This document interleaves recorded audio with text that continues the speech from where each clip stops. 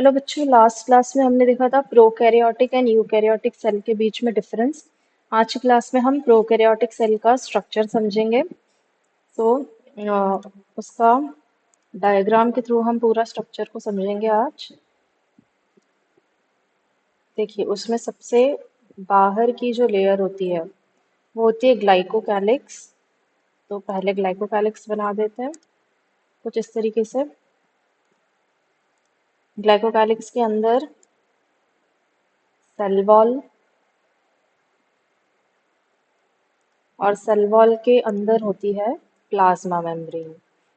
अब देखिए, जो ग्लाइकोकैलिक्स है, ग्लाइकोकैलिक्स ज़रूरी नहीं है कि सारे बैक्टीरियल सेल्स के पास हो। ये कुछ सेल्स के पास ही होती है, कुछ बैक्टीरिया के पास ही होती है, सबके पास नहीं होती।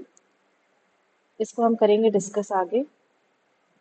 अभी पहले जस्ट हम एक आउटलाइन बना लेते हैं।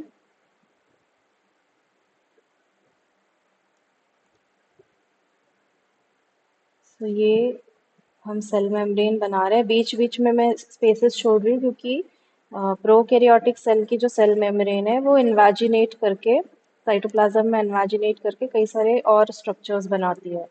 तो वही इन्वाजिनेशन हमें आगे बनाने हैं, इसीलिए ये स्पेस छोड़ा है मैंने।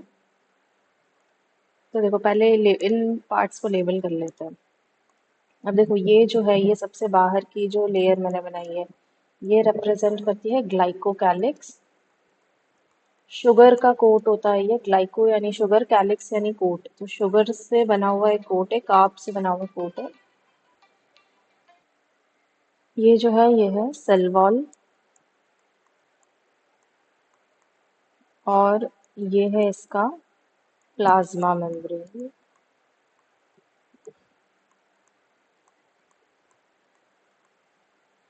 और ये जो हमने अंदर ये जगह छोड़ी है, ये जो इसकी प्लाज्मा मेम्ब्रेन है, ये इन्वाजिनेट करती है सेल के अंदर और कुछ स्ट्रक्चर्स बनाती है। जैसे ये एक स्ट्रक्चर हम बना रहे हैं, इसे कहते हैं मीजोजोम।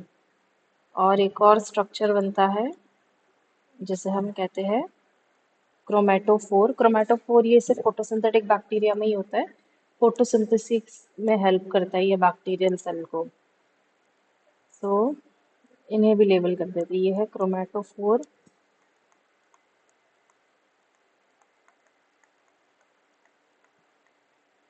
और ये है मीजोजोम। मीजोजोम के ऊपर रेस्पिरेटरी पिगमेंट्स होते हैं, तो ये सेल को रेस्पिरेशन में हेल्प करता है। थोड़ा ऐसे यहाँ ले लेते हैं।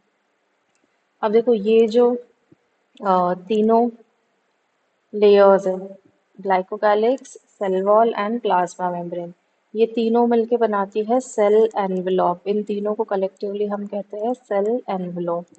तो ये सेल एनवेलोप का पार्ट है। ठीक है, तो ये तो थी बाहर की चीज़ है। अब हम देखते हैं कि साइटोप्लाज्म में यहाँ पे क्या प्रेजेंट होता है। तो ये जो है, ये है इसका साइटोप्लाज्म। अब साइटोप्लाज्म में भी कुछ चीज़ें प्रेजेंट होती है, जैसे कि इसका डीएनए। यहाँ पे सिर्फ एक सिंगल क्रोमोसोम प्रेजेंट होता है, हैप्लॉइड होता है बैक्टीरियल सेल। एक क्रोमोसोम है, ठीक है, डबल स्ट्रैंडेड सर्कुलर डीएनए इसका, जिसे हम न्यूक्लियोइड कहते हैं। ये है न्यूक्लियोइड, क्योंकि ये एक प्रॉपर न्यूक्लियस नहीं है, यहाँ पे इसके अराउंड न्यूक्लियर मेम्ब्रेन नहीं है, इसे हम न्यूक्लियोइड कहते हैं। उसके अलावा यहाँ पे इसके साइटोप्लाज्म में 70s राइबोसोम्स हो गए, राइबोसोम्स है। और राइबोसोम्स के अलावा यहाँ पे कुछ फूड, रिजर्व्ड फूड भी प्रेजेंट होता है in the form of some granules, जिन्हें हम सेल इंक्लूजन्स कहते हैं। तो सेल इंक्लूजन्स भी यहाँ बना देते हैं। तो ये है सेल इंक्लूजन्स।